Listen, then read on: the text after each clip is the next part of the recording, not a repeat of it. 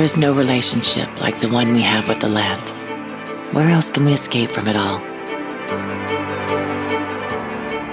and connect deeply to one another? Where else do we feel so powerful, yet so small? For generations, America's uplands have been a sacred refuge, a point of pride, a playground promising epic adventures and lifelong memories, where every acre has a story to tell or a story waiting to be told. The quality of our lives, our physical, mental, spiritual, and emotional health is inseparable from the health of our land and wildlife. We need wild places, and now they need us.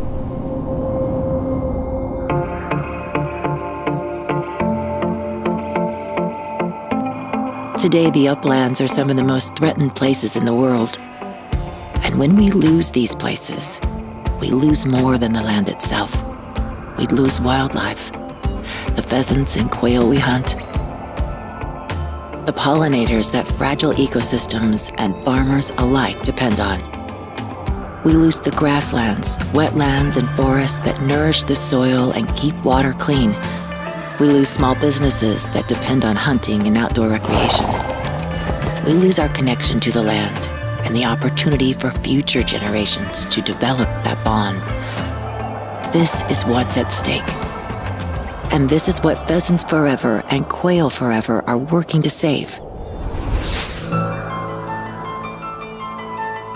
Time is not on our side, and business as usual is not acceptable. We must save America's uplands before it's too late. This is our goal, and this is the vision behind Call of the Uplands. Through this comprehensive campaign, Pheasants Forever and Quail Forever will raise $500 million to protect and restore America's uplands.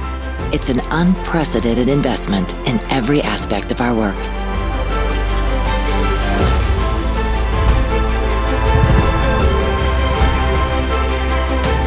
And every member of our community has a role to play. Our staff teams, members, volunteers, partners, and our donors.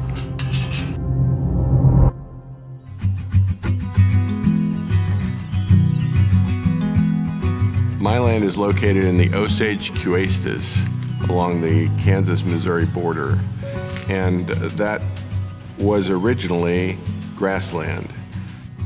My understanding is that 53 million acres of grassland have been lost just in the last 10 or 15 years to grassland uses. They're putting it to other use, whether it's development or whether it's cropland or something else. Grassland is one of the most endangered habitat types in the world. So the work of Pheasants Forever and Quail Forever intersects directly with that threat to habitat and the ecosystem that we face out in the grasslands. My decision to work with Pheasants Forever and Quail Forever was the outgrowth of the relationship that I formed with the organization step by step, starting with the meetings, consulting with a biologist, and thinking about the future. I think that my legacy gift through Pheasants Forever in the area where we live will help to preserve a healthy ecosystem and environment for my family. I think hunting and habitat go hand in hand. If these birds that we care about are declining, we need to do something about it. My experience has been that Pheasants Forever and Quail Forever is the organization in the right place with the right resources and the right motivation to help us do something about that.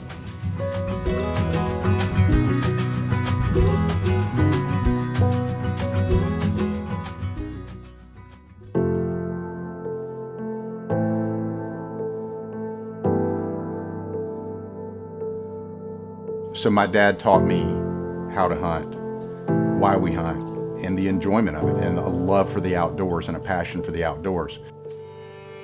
I think all of us as hunters go through phases in our lives, in our hunting lives.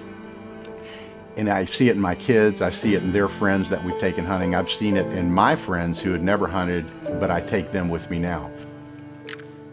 And so I just think it teaches them lessons the outdoors does, nature does, hunting does, fishing does, that they're not going to learn in the classroom. They have to experience these things. Growing up, I think about some of my greatest lessons are when I harvested game and the responsibility that I had to take care of that and everything that it meant, but it taught me responsibility in other areas of life. We need more youth programs. We need more entry points for people to be able to hunt. We need more entry points for people just to experience the outdoors. And those are the things that Pheasants Forever and Quail Forever provide. Anybody that cares anything about the outdoors, this is an ideal opportunity for them to give. Because what they're giving to is not an organization necessarily. They're giving to a legacy of a life lived outdoors.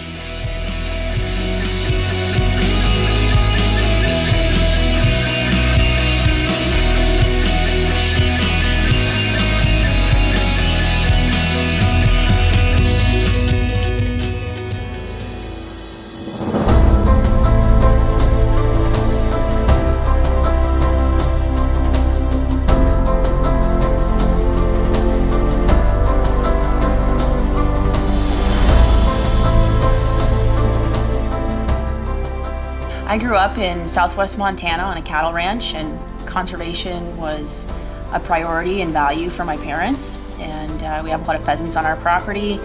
So I grew up in the outdoors, riding horses, hunting, fishing, and began a career right out of college here in Washington, D.C. And whether you're a biologist implementing farm bill programs or a landowner looking to maximize your business model and create conservation opportunities, it all starts here in Washington. And so if we're not here in Washington on a regular basis, not only our staff, but our volunteers advocating for those programs, we go unheard. A critically important objective that we're working on in Washington, D.C. right now is the recently announced North American Grasslands Act. And this piece of legislation is devoted to the preservation and enhancement of grasslands for upland birds. And we see every day the impact that our volunteers, our chapter members have. When you pick up the phone and make that call or send an email, write a letter to the editor, the more repetition in what you say matters, the more your members hear it and the likelihood that it rises to the top in Washington. If we don't continue to support advocacy work, the programs that we care about, that create the places that we want to be, and the outdoor activities that we pursue, the passions that we love, are going to go away. Raise your voice, whatever format you can. Op-eds, calls, emails, etc. The louder we are, the better our odds are of achieving conservation success.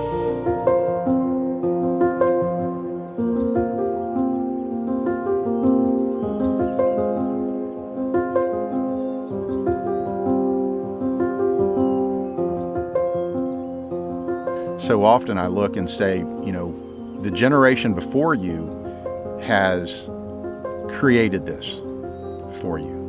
They've created an organization like Pheasants Forever and Quail Forever to ensure the habitat, the wildlife, the pollinators, the involvement in the outdoors moves forward.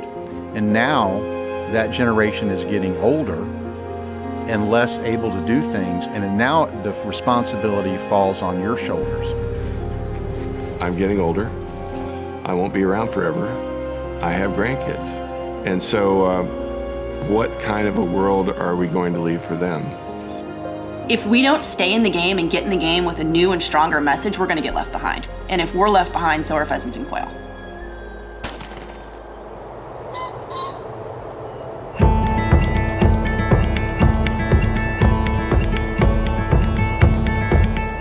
As Americans, we're heirs to one of the most successful conservation efforts the world has ever known.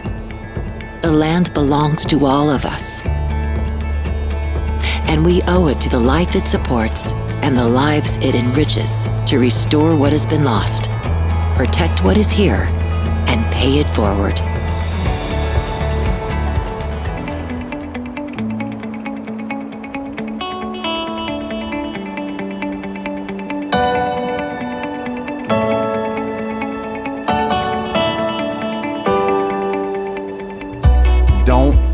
just die. Don't let your passion die for it. Don't let your kids' passion die for it.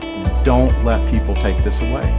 If you want conservation to have a fighting chance in the next 100 years, if you want places for your kids and your grandkids to exist outdoors where they can go out and hunt birds with a beautiful open vista, you have to step up and be part of this campaign now. It's time to use our voices, our talents, and our resources to protect our lands and wildlife before we lose them forever. This is the call of the Uplands. How will you answer?